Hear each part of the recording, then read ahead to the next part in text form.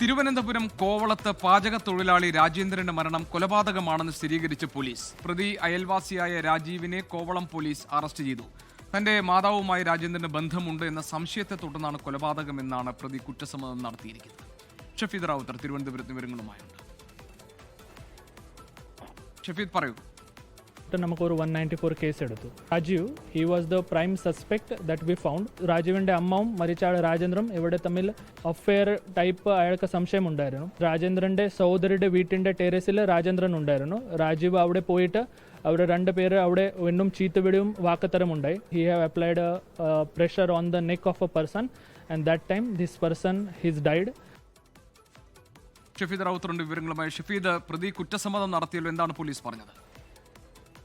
ഇക്കഴിഞ്ഞ 17-ാം തീയതിയാണ് കോവളത്തെ രാജേന്ദ്രന്റെ സഹോദരിയുടെ വീട്ടിലെ ടെറസിന് മുകളിൽ രാജേന്ദ്രനെ മരിച്ച നിലയിൽ കണ്ടെത്തുന്നത്. മൃതദേഹത്തിന് 2 ദിവസത്തെ പഴക്കമുണ്ടായിരുന്നു. ആദ്യഘട്ടത്തിൽ പോലീസ് അസ്വാഭാവികത സംശയിച്ചിരുന്നില്ല. എന്നാൽ പിന്നീട് ഈ പോസ്റ്റ്മോർട്ടം നടത്തിയ ഡോക്ടർ ഈ കഴുത്തിലെ ചില പാടുകളടക്കമുള്ള കാര്യങ്ങൾ സംശയിച്ചതോടുകൂടിയാണ് പോലീസ് കൊലപാതക സംശയത്തിൽ അന്വേഷണം നടത്തിയത്. അന്വേഷണത്തിനൊടുവിലാണ് ഇപ്പോൾ ഇത് കൊലപാതകമാണെന്ന് സ്ഥിരീകരിക്കുകയും ചെയ്തിട്ടുള്ളത്. അതായത് 14-ാം തീയതിയാണ് ഈ കൊലപാതകം നടന്നത് എന്നുള്ളതാണ് പോലീസിന്റെ ഇപ്പോഴത്തെ കണ്ടെത്തലും പ്രതിയുടെ കുറ്റസമ്മതവും. 14-ാം തീയതി രാജേന്ദ്രൻ തൊട്ടടുത്തുള്ള ഓമന എന്ന് പറയപ്പെടുന്നയാളുടെ വീട്ടിലേക്ക് എത്തുകയും ഓമനയുമായി ചില സംസാരങ്ങളൊക്കെ ഉണ്ടാവുകയും ചെയ്തിരുന്നു. എന്നാൽ ഈ ഓമനയുടെ മകനായിട്ടുള്ള പ്രതി രാജീവ് ഈ രാജേന്ദ്രന് തന്റെ മാതാവുമായി സംശയമുണ്ട്, വഴിവിട്ട് ചില ബന്ധങ്ങളുണ്ടെന്ന സംശയത്തിന്റെ അടിസ്ഥാനത്തിൽ ഇയാൾ നടത്തിയ കൊലപാതകം എന്നുള്ളതാണ് പോലീസ് പറയുന്ന കാര്യം. 14-ാം തീയതി ഉച്ചയ്ക്ക് ശേഷം ഈ രാജേന്ദ്രൻ ഈ ഓമനയുടെ വീട്ടിലേക്ക് എത്തുകയും അത് രാജീവ് കാണുകയും ഒക്കെ ചെയ്തിരുന്നു. പിന്നാലെ വൈകിട്ട് ഏതാണ്ട് 10 മണിയോടുകൂടി രാജേന്ദ്രൻ സഹോദരിയുടെ വീടിന് മുകളിൽ ടെറസിൽ നിൽക്കുമ്പോൾ ഈ രാജീവ് അവിടേക്ക് എത്തുകയും ഇരുവരും തമ്മിൽ വീണ്ടും തർക്കമുണ്ടാവുകയും